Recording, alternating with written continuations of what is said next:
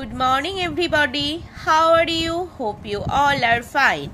Today we will do some English translation. So open your translation bunch book and page number 145. আজকে আমরা imperative সেন্টেন্সের নাবাচক বা negative বাক্য করব। তার আগে আমাদের জেনে নিতে হবে ইম্পারেটিভ সেন্টেন্স কি।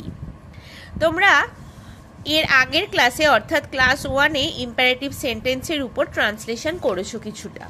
তোমরা এর আগের পেজে উল্টালেই দেখতে পাবে ইম্পারেটিভ সেন্টেন্সের কিছু হ্যাঁবাচক বা অ্যাসার্টিভ কিছু ট্রান্সলেশন আছে। দেখো, সাধারণত আদেশ, উপদেশ, নির্দেশ দেওয়া বা অনুরোধ করা বোঝাতেই ইম্পারেটিভ সেন্টেন্সের ব্যবহার হয়।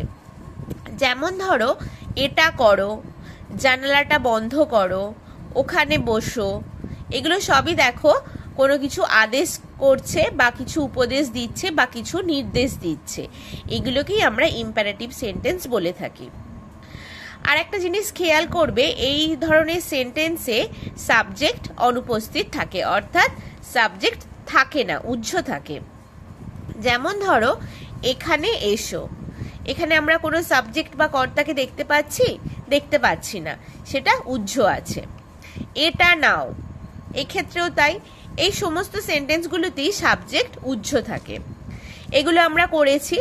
আমরা এখানে কি করেছি? এখানে বসো, সিট হিয়ার, ওখানে যাও, গো দেয়ার, মানে সেন্টেন্সটা শুরুই হয় ভার্ব দিয়ে, তাই তো।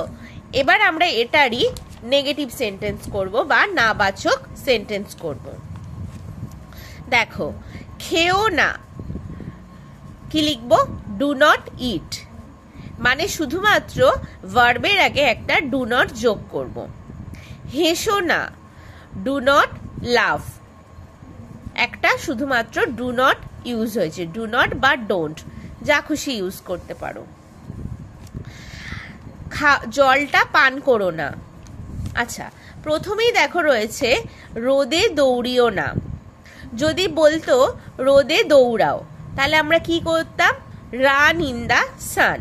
এখানে যেহেতু দৌড়িও না বলেছে, তাই না এর জন্য আমরা কি করেছি? ভার্বের আগে একটা ডোন্ট বা ডু নট কথা আনবো। Don't run in the sun. জলটা পান করো না, এখানে যদি বলতো জলটা পান করো, তাহলে আমরা কি বলতাম?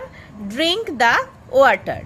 এখানে যেহেতু করো না বলেছে, তো তার জন্য আমরা ডু নট নিয়ে আসবো। Do not drink the water. তাহলে বুঝতে পারছো, খুব ইজি।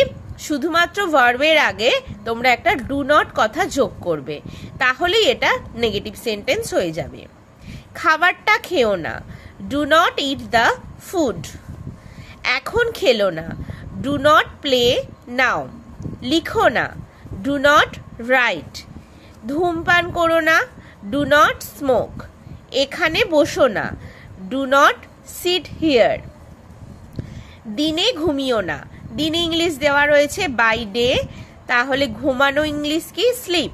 তাহলে কি লিখবো? Do not sleep by day. হতাশ হইও না, ডু নট বি হোপলেস। এখানে ভার্ব হচ্ছে হওয়া, তাই এখানে বি হয়েছে। Do not be hopeless.